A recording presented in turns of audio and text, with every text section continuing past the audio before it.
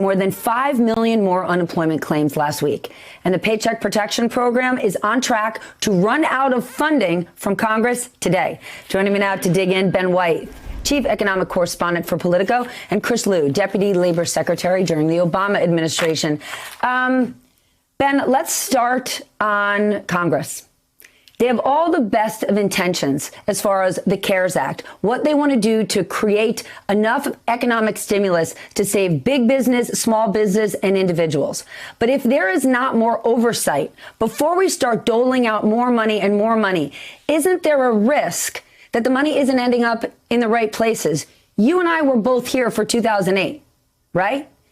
Subprime lending didn't start off bad, but in the end, when no bankers were in trouble and people still lost their homes, this country was outraged.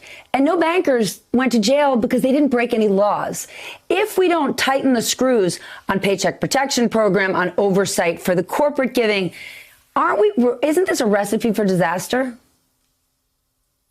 It quite possibly is. You know, Stephanie, you and I both are, sort of laser focused on tracking where this money is going, who's getting it, how it's getting used. Essentially, there's one guy right now who's on this panel that's supposed to track all 2.2 trillion, which is an absurd thing. And he can't do it himself. We need more members of that commission to be able to follow it. We need much more insight and oversight over all of this money and exactly who's getting it. And then on the Paycheck Protection Program, it is just so deeply frustrating that there cannot be some kind of agreement on Capitol Hill to pump more money into this. We do need to know where it's going, but it needs to be going out. And we have essentially tapped it out as of yesterday. And the worst possible thing we can do is stop sending money to small businesses to keep their, businesses open and their employees on the payroll, so that when we do this reopening, which I think won't happen anywhere near as fast as Trump says it will, they have jobs to go back to and money in their pockets so the economy can work again. And a jobless rate that is right now probably at 20% can come down relatively quickly. They've got to stop bickering, make a deal, put more money into that program. And as you said, the oversight needs to be much stronger, much tighter, and not give Americans the sense that there are, big corporate giveaways going around that we don't know about.